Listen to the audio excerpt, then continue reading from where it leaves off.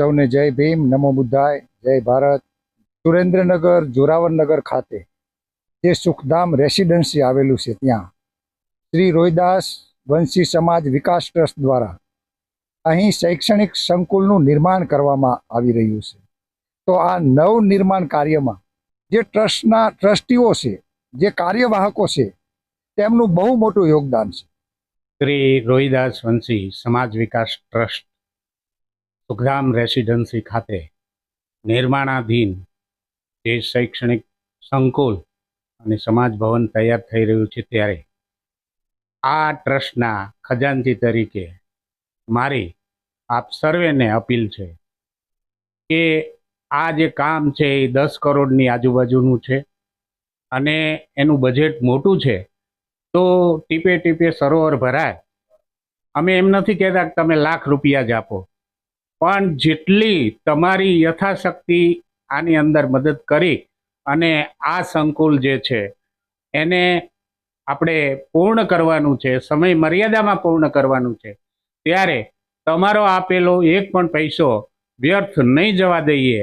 ખજાનચી તરીકે પારદર્શક વહીવટ આ સંસ્થાનો ચાલે છે। છેલ્લા 3 વર્ષનું વ્યવસ્થિત ઓડિટ પણ થઈ ગયું છે અને કોઈ પણ ક્વેરી વગર આપણે આગળ વધી રહ્યા છીએ। ત્યારે સમાજને હું નમ્ર અપીલ કરું છું કે આની અંદર બને એટલો સહયોગ તમારો કરો। ખાસ કરીને આ જે સંકુલ છે એમાં જે હોસ્ટેલ છે, અંતરિયાળ ગામડાઓ કે જે દૂર દૂર છે અને એની દીકરીઓ જ્યારે 12મું પાસ કરે કે 10મું પાસ કરે અને એને જ્યારે સ્પેશિયલ કોઈ અભ્યાસમાં જોડાવવું હોય તો એને ગામડેથી વ્યવસ્થા મળતી નથી।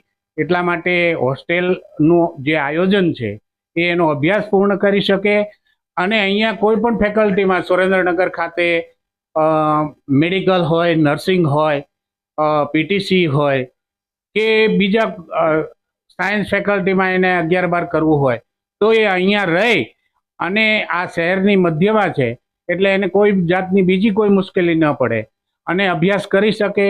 એટલા માટે આ એક ઉત્તમ આયોજન અમે કર્યું છે। સમાજ ના સહકારથી ઊભું પણ થશે, પણ ખાસ કરીને નમ્ર અપીલ અંતરિયાળ ગામડાઓને પણ છે કે તેઓ ભલે મજૂરી કરતા હોય પણ ક્યાંક ને ક્યાંક આપણા જે દીકરા દીકરીઓ નોકરી કરતા હોય એમના સહયોગથી પણ અહીંયા આ શિક્ષણના ધામમાં દાન આપવા માટે આપણે પ્રેરાવવું જોઈએ અને પ્રેરણા તમારે આપવાની છે।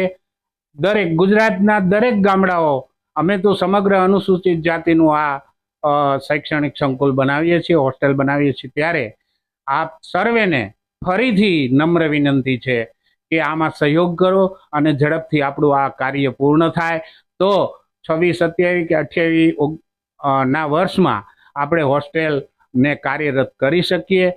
ફરીથી આપ સૌનો આભાર। તો ખૂબ જ સરસ વાત કરી અને એમને જે સમાજ પાસેથી જે અપીલ કરી અને આશા રાખે છે, તો ખૂબ ખૂબ ધન્યવાદ, આભાર। જય ભીમ, નમો બુદ્ધાય, જય ભારત, જય સંઘ।